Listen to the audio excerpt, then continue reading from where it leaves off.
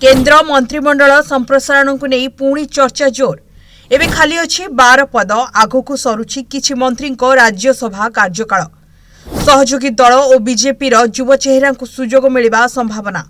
ओडिशारू किए हेब केंद्र मंत्री ताकू नहीं अंक कषा आरंभ।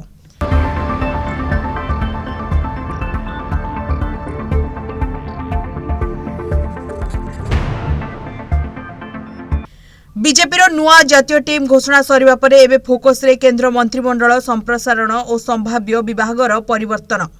संगठन रे स्थान पाइथिबा दलीय नेतांको सह राज्यसभा कार्यकाल सरुथुवा नेता मोदी मंत्रिमंडल विदाय नेबा संभावना रही। एमानक स्थान रे एनडीए सहयोगी दल और बीजेपी युव चेहरा को कैबिनेट रे स्थान मिलिबो बोली चर्चा हेउछि।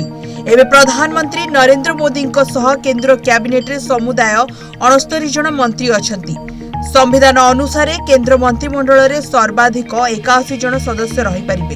एही हिसाब रे 12टी मंत्री पद खाली रहिछि। एहा सह आगुकु आउ किछि पद खाली हेबाकु जाउछि। एनु 2027 रे हेबाकु थिबा किछि राज्यर विधानसभा निर्वाचन सह 29 लोकसभा इलेक्शन को दृष्टि रे रखी प्रधानमंत्री मोदी मंत्रिमंडल संप्रसारण और विभाग अदल बदल करि पारंती। संख्याधिक मंत्री हाथ में एकाधिक विभाग रही कमाइबाकू लक्ष्य रही कहुछि। केंद्र वाणिज्य मंत्री पीयूष गोयल बीजेपी नवगठित सांगठनिक टीम रे कोषाध्यक्ष दायित्व पाइछंती। सेहिभଳି मंत्री हर्ष मल्होत्रा और पंकज चौधरी को दिल्ली और उत्तर प्रदेश बीजेपी सभापति नियुक्त करा जायछि। तेणु जड़े व्यक्ति को गोटे पदनीति रे एमाने संभाव्य संप्रसारण रे मंत्रिमंडलरू अब्याहति नहीं पारंती। पूर्वर संख्यालघु व्यापार राष्ट्रमंत्री जॉर्ज कुरियन और रेल राष्ट्रमंत्री रवनीत सिंह बिट्टू राज्यसभा कार्यकाल सरी जाइथिबारु उभय मंत्री पदरू इस्तीफा देइछंती।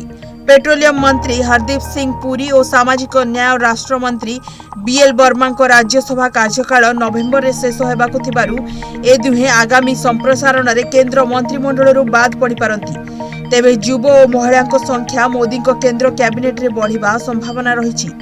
कांग्रेस शासित हिमाचल प्रदेश और कर्णाटक भली राज्य मध्य विचार को आसीपारे।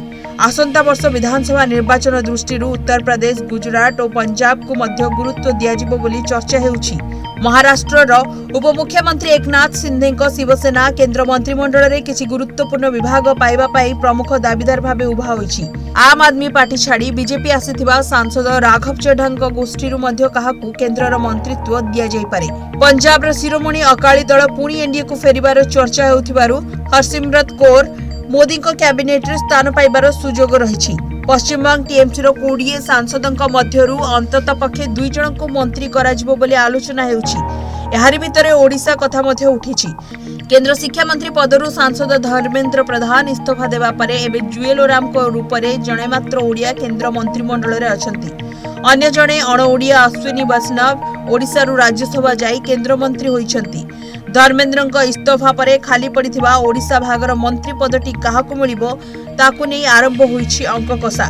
किछि महल जुक्ति वाढिछंती जे जेहेतु धर्मेंद्र को नवगठित बीजेपी जातीय सांगठनिक टीम रे कोनोसी पद मिली नाही एवं से एबे सुधा प्रधानमंत्री मोदी और गृहमंत्री अमित शाह को गुड बुक रे रहिछंती।